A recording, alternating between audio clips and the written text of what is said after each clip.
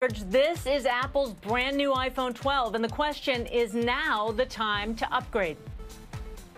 Hello, and welcome back to Apple Park. Apple's new iPhone 12, delayed because of COVID, but available in time for the holidays, starting at $699. 4 new models with better cameras, a magnetic back for accessories or charging, and new colors. This is the iPhone 12 and the iPhone 12 Pro. The first thing I notice is the squared off edges.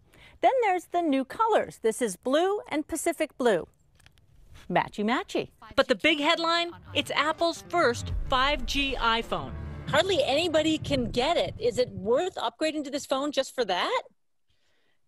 I'm not going to say go out and run to get 5G. I don't think you really need to go get a 5G phone yet. You may not use it, but this is kind of a way to future-proof yourself. And while the fastest 5G is only available in limited urban areas, I did see some improvements even at my house where I don't get great reception. The iPhone 12's download speeds were 5 times faster than the iPhone 11 I have, both on the same carrier. This one with 5G, this one without.